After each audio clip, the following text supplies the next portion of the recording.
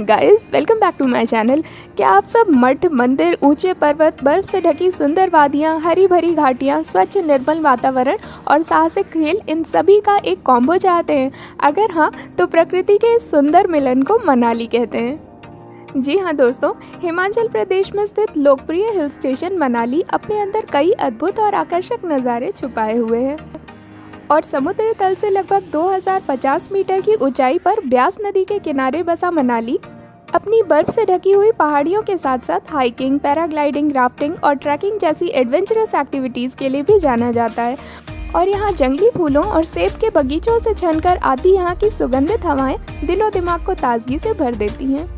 तो दोस्तों, अगर आप मनाली जाने की प्लानिंग कर रहे हैं तो आपने बिल्कुल सही वीडियो चुनी है, क्योंकि इस वीडियो में मैं आपको सारी इन्फॉर्मेशन देने वाली हूँ, जैसे कि आपको वहाँ कैसे पहुँचना है, कहाँ रुकना है, खाने की क्या फैसिलिटीज़ मिलने वाली है, कहाँ कहाँ घूमना है, शॉपिंग कहाँ करनी है, कितने दिन का ट्रिप प्लान करें और कौन सा बेस्ट टाइम रहेगा विजिट करने के लिए। और इस सब के साथ साथ अंत में मैं आपको ये भी बताऊँगी कि इस विजिट में आपका कुल खर्चा कितना आने वाला है। तो दोस्तों, बने रहिए हमारे साथ इस वीडियो में। और अगर आप हमारे इस चैनल पर नए हैं तो चैनल को जल्दी से सब्सक्राइब कर लीजिए, इसके साथ ही बेल आइकन को प्रेस करना बिल्कुल मत भूलिएगा, जिससे आपको हमारे आने वाले वीडियोस की नोटिफिकेशन मिलती रहे।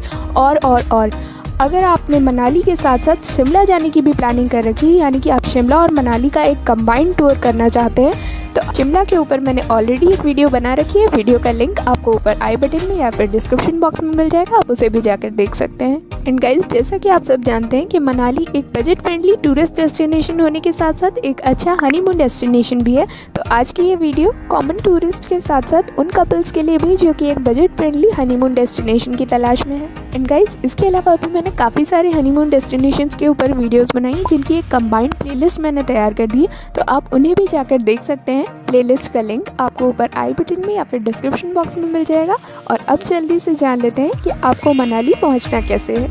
तो गाइस, आप आने को तो फ्लाइट, ट्रेन या बस में से किसी भी विकल्प से आ सकते हैं, लेकिन आपकी मनाली तक की यात्रा बस से ही पूरी हो पाएगी, क्योंकि एक हिल स्टेशन होने के कारण ये फ्लाइट या ट्रेन से कनेक्टेड नहीं है। यानी कि आपको अपने शहर से फ्लाइट या ट्रेन के माध्यम से दिल्ली या चंडीगढ़ आना होगा और वहाँ से आपको मनाली तक के लिए बस लेनी होगी। एंड गाइस, अगर आप दिल्ली आते हैं तो दिल्ली के ISBT कश्मीरी गेट से आपको काफ़ी सारी स्टेट ट्रांसपोर्ट के साथ साथ प्राइवेट बसेस भी अवेलेबल हो जाएंगी। और इनके अलावा आपको मजनू का टीला या फिर RK आश्रम से भी काफ़ी सारी प्राइवेट बसेस अवेलेबल हैं। एंड गाइस, अगर आप चंडीगढ़ आते हैं तो चंडीगढ़ में सेक्टर 43 बस स्टैंड से आपको काफ़ी सारी बसेस मिल जाएंगी, जो कि आपको मनाली तक छोड़ देंगी। और चंडीगढ़ से मनाली करीब 290 किलोमीटर है, जिसमें आपको 9 से 10 घंटे का समय लगेगा। एंड गाइस, यहाँ पे एक छोटा सा सजेशन मेरा आपको ये रहेगा कि आप कोशिश कीजिए प्राइवेट बसेस प्रेफर कीजिए। स्टेट ट्रांसपोर्ट की बसेस का किराया तो आपको कम पड़ जाएगा, लेकिन उनकी सीट्स बहुत ज़्यादा कंफर्टेबल नहीं होती हैं। तो इतनी लंबी डिस्टेंस तय करने के लिए आप प्राइवेट बसेस प्रेफर कीजिए, जिनमें आपको सेमी स्लीपर सीट्स मिल जाएंगी।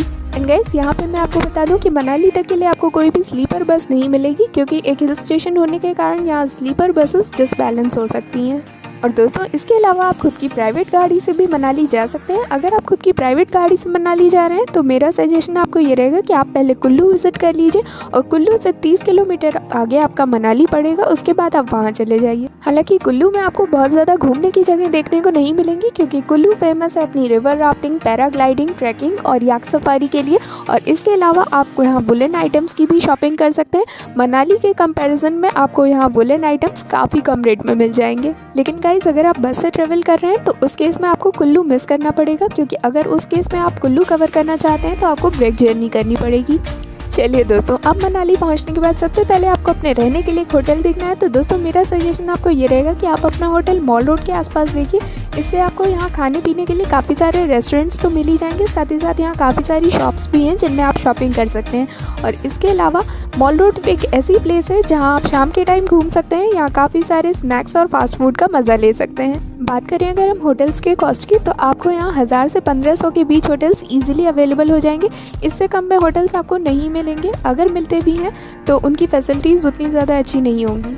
और बात करें अगर हम यहाँ खाने की, तो आपको यहाँ नॉर्थ इंडियन से लेके साउथ इंडियन और चाइनीज़ हर तरह का फूड अवेलेबल है, तो आपको यहाँ खाने पीने की ऐसा कोई दिक्कत नहीं होने वाली है। और बात करें अगर हम खाने के कॉस्ट की, तो आपको यहाँ 150 से 180 के बीच वेज थाली मिल जाएगी, और अगर आप नॉन वेज थाली प्रेफर करते हैं तो उसकी कॉस्ट आपको 200 तक पड़ जाएगी। चलिए दोस्तों, अब जल्दी से जान लेते हैं कि आपको यहाँ घूमना कैसे है। तो यहाँ घूमने फिरने के लिए आप स्कूटी या बाइक रेंट पे ले सकते हैं, जिसकी कॉस्ट आपको 500 से 1000 के बीच पड़ जाएगी। और इसके लिए आपके पास आपका ड्राइविंग लाइसेंस और आधार कार्ड होना ज़रूरी है, और पेट्रोल इसमें आपको खुद से पड़वाना होगा। एंड गाइज, अब जल्दी से जान लेते हैं कि आपको यहाँ घूमना कहाँ है। तो सबसे पहले आप जा सकते हैं हिडिंबा माता मंदिर, जो कि करीब 1533 ईस्वी में बनवाया गया था। और ये मंदिर हिंदू धर्म की देवी हिडिंबा को समर्पित है, जो कि 5 पांडवों में से भीम की पत्नी है। और स्थानीय मान्यताओं के अनुसार इस मंदिर को बनवाने वाले राजा ने मंदिर बनाने वाले कारीगरों के हाथ कटवा दिए थे, ताकि वो ऐसा सुंदर मंदिर कहीं और ना बना सकें। एंड गाइस, देवदार के पेड़ों से घिरे हुए इस मंदिर की प्राकृतिक सुंदरता आपको काफ़ी ज़्यादा पसंद आने वाली है। तो अगर आप फोटोग्राफी और सेल्फी का शौक भी रखते हैं तो उसके लिए भी ये जगह बिल्कुल परफेक्ट है। गाइस, इसके बाद आप हिडिंबा माता मंदिर से करीब 5 किलोमीटर की दूरी पर विजिट कर सकते हैं वशिष्ठ टेम्पल। यहाँ पे आपको एक मंदिर तो देखने को मिल ही जाएगा, आप वहाँ भी जाके दर्शन पूजन कर सकते हैं। इसके अलावा आपको यहाँ पे एक गर्म पानी का कुंड भी देखने को मिल जाएगा, जहाँ पे आप स्नान भी कर सकते हैं। एंड गाइस, वशिष्ठ टेम्पल से करीब 25 किलोमीटर दूर आप विजिट कर सकते हैं नगर, जो कि एक छोटा सा शहर है और अपनी आश्चर्यजनक प्राकृतिक सुंदरता के लिए जाना जाता है। और ये पर्यटन स्थल उन लोगों के लिए बेहद खास जगह है जो कि प्रकृति की गोद में कुछ पल सुकून के बिताना चाहते हैं। और इसके अलावा नगर में आप ट्रैकिंग और कैंपिंग का लुत्फ भी उठा सकते हैं। और आपको बता दें कि नगर में एक महल भी है, जिसको अब एक हेरिटेज होटल में बदल दिया गया है, जहाँ पर कोई भी जा सकता है। इसके अलावा नगर में एक लोक कला संग्रहालय और एक गर्म पानी का झरना भी है, जहाँ पर्यटकों को ज़रूर जाना चाहिए। लेकिन दोस्तों, अगर आप नगर घूमने के लिए जा रहे हैं तो यहाँ पे मेरा सजेशन आपको ये रहेगा कि आपको वहाँ से शाम होने से पहले ही लौट आना चाहिए, क्योंकि एक पहाड़ी इलाका होने के कारण यहाँ अंधेरा जल्दी होता है। और अंधेरे में आप यहाँ रास्ता भी भटक सकते हैं, या फिर यहाँ के शार्प कर्व्स पे रोड एक्सीडेंट्स भी होने का खतरा रहता है। तो आपको कोशिश करनी है कि आप दिन रहते वहाँ से लौट आएँ, और उसके बाद आप शाम के टाइम यहाँ मॉल रोड पे भी घूम सकते हैं। और दोस्तों, इसके बाद आप नेक्स्ट डे विजिट कर सकते हैं सोलांग वैली, जो कि मनाली बस स्टैंड से करीब 14 किलोमीटर की दूरी पर है। और ये जगह फेमस है अपनी नेचुरल सीनिक ब्यूटी के लिए। और अगर आप एक एडवेंचर लवर हैं तो आपको यहाँ काफ़ी सारे एडवेंचर स्पोर्ट्स देखने को मिल जाएंगे। आप यहाँ parachuting, paragliding, zorbing, ropeway, trekking, snow scooter, skiing, ice skating जैसी एक्टिविटीज़ का मज़ा भी ले सकते हैं। तो गाइज, इन सारी स्नो एक्टिविटीज़ का मज़ा लेने के लिए आपको कम से कम एक दिन रिजर्व रखना होगा सोलांग वैली के लिए।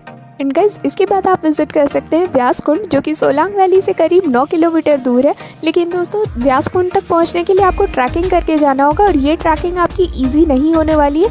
ये ट्रैकिंग थोड़ी डिफिकल्ट होगी, तो अगर आप ट्रैकिंग के शौकीन हैं तो ही आप यहाँ जाइए। और दोस्तों, इस कुंड का वर्णन महाभारत में ऋषि व्यास के संदर्भ में किया जाता है। माना जाता है कि ऋषि व्यास ने इसी कुंड में स्नान किया था, और ऐसा कहा जाता है कि इस कुंड में स्नान करने से त्वचा संबंधी रोग दूर हो जाते हैं। एंड गाइज, अब अगर मनाली घूमने के बाद आप यहाँ कुछ शॉपिंग का मन बना रहे हैं तो आप जा सकते हैं मॉल रोड या फिर यहाँ के तिब्बतियन मार्केट।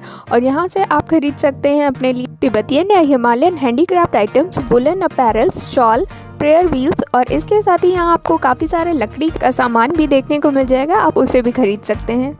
एंड गाइस, अब आ जाता है सबसे बड़ा सवाल कि आपको मनाली के लिए कितने दिन का ट्रिप प्लान करना चाहिए, कौन सा बेस्ट टाइम रहेगा विजिट करने के लिए। तो दोस्तों, 2 से 3 दिन आपकी मनाली की ट्रिप के लिए पर्याप्त रहेंगे, और मानसून को छोड़कर आप पूरे साल में कभी भी अपनी मनाली की ट्रिप प्लान कर सकते हैं। लेकिन गाइस, अगर आप यहाँ स्नोफॉल का मज़ा लेना चाहते हैं तो उसके लिए आपको अपनी ट्रिप नवंबर, दिसंबर, जनवरी या फरवरी के टाइम पर प्लान करनी होगी। और इसके अलावा आप यहाँ समर के टाइम पर भी आ सकते हैं, क्योंकि काफ़ी सारे पर्यटक यहाँ समर वेकेशन के लिए भी आते हैं। एंड गाइस, बात करें अगर बजट की, तो मनाली घूमने में आपको ऑन एन एवरेज 3000 रुपये प्रति व्यक्ति तक का एक दिन का खर्चा आ जाएगा। और इसमें मैंने आपकी फ्लाइट, ट्रेन या बस की टिकट का किराया और आपकी शॉपिंग का खर्चा इंक्लूड नहीं किया है, वो आप अपने अकॉर्डिंग इसमें ऐड कर सकते हैं। मैंने इसमें सिर्फ आपके होटल, खाने पीने, स्कूटी रेंट और स्नो एक्टिविटीज़ का खर्चा इंक्लूड किया है। तो दोस्तों, उम्मीद करती हूँ आपको वीडियो पसंद आई होगी। वीडियो पसंद आई हो तो जल्दी से इसे लाइक कर दीजिए, और अगर आपके मन में कोई क्वेरी है तो आप मुझे कमेंट करके भी मुझसे पूछ सकते हैं। और इसके अलावा आप मुझे मेरे इंस्टाग्राम पे फॉलो करके वहाँ भी अपनी क्वेरीज डायरेक्टली मुझसे पूछ सकते हैं। और मैं मिलूंगी जल्दी आप सबसे अगली वीडियो में एक और नई डेस्टिनेशन के साथ। Till then, stay happy, stay fit and keep travelling.